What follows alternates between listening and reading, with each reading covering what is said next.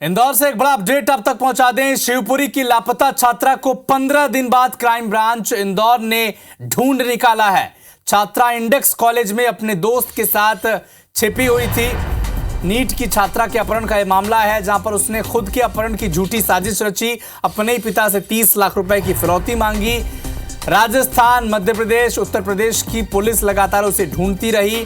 UP के अपहरणकर्ताओं को ढूंढने में अब पुलिस जुटी हुई थी। युवती ने अपने ही दोस्त हर्षित के साथ मिलकर अपने ही अपहरण की झूठी कहानी रची थी, गढ़ी थी। खुड़ेल थाना क्षेत्र का यह मामला है।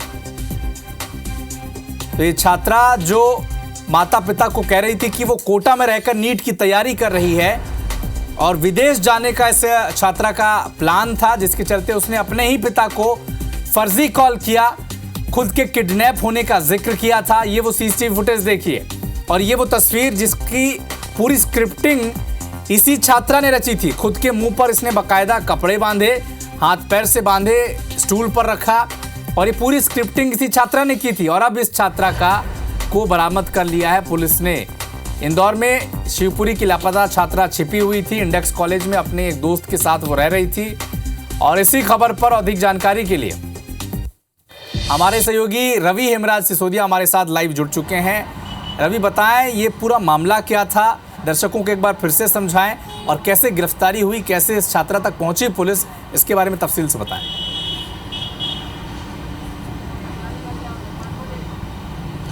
देखिए, इसको पहले सिलसिलेवार तरीके से समझते हैं कि कोटा पुलिस को जो है एक वीडियो फोटो के माध्यम से एक धमकी मिलती है कि जो लड़की है वो किडनैप हुई है, और किडनैप होने के बाद में जो 30 लाख रुपए की फिरौती है उसकी बात कही गई है। इसके बाद पुलिस जब इन्वेस्टिगेट करती है तो इन्वेस्टिगेशन के बाद में यह मामला पहुंचता है सीधे शिवपुरी, क्योंकि शिवपुरी में की रहने वाली ये काव्या जो है शिवपुरी की रहने वाली थी।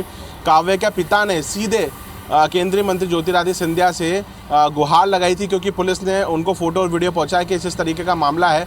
उन्होंने सीधे ज्योतिरादित्य सिंधिया से गुहार लगाई। ज्योतिरादित्य सिंधिया ने केंद्रीय मंत्री ज्योतिरादित्य सिंधिया उन्होंने सीधे राजस्थान के जो मुख्यमंत्री है भजनलाल शर्मा, उनसे बात की, और इस पर एक स्पेशल टीम गठित हुई। जब टीम गठित हुई तो कोटा की पुलिस जो है वो इंदौर आई।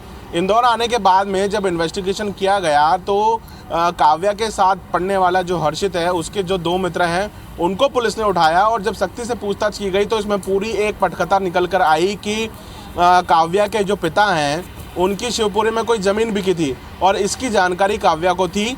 इसी लिहाज जो कि 55 लाख रुपए उस प्रॉपर्टी के आने वाले थे, इसलिए काव्या ने फिरौते की रकम भी 30 लाख रुपए मांगी। ये इस बात से पर्दा साफ हो गया कि काव्या की कोई अपहरण नहीं हुआ है, जबकि उसने अपने मित्रों दोस्तों के साथ मिलकर एक भरुका थाना क्षेत्र में सिमरन हॉस्टल है, वहां पर जाकर ये पूरी पटकथा गढ़ी, एक झूठी कहानी गढ़ी। अब जब कोटा की पुलिस यहां पर आती है तो कोटा की पुलिस यहां पर आने के बाद में हर्षित के साथ में अब जो पुलिस का इन्वेस्टिगेशन क्राइम ब्रांच का सामने आया है, उसमें ये बिंदु निकल कर सामने आए हैं कि वो काव्या जो है हर्षित के साथ में गोल्डन टेम्पल चली गई थी, और वहाँ जाने के बाद में तकरीबन जब तक पुलिस यहाँ से गई नहीं तब तक वो वहीं पर रह रही थी। वहाँ पर रहने के बाद में इंदौर आई। इंदौर में आने के बाद में यहाँ पर देवगुराड़े के पास में शिवाजी वाटिका है।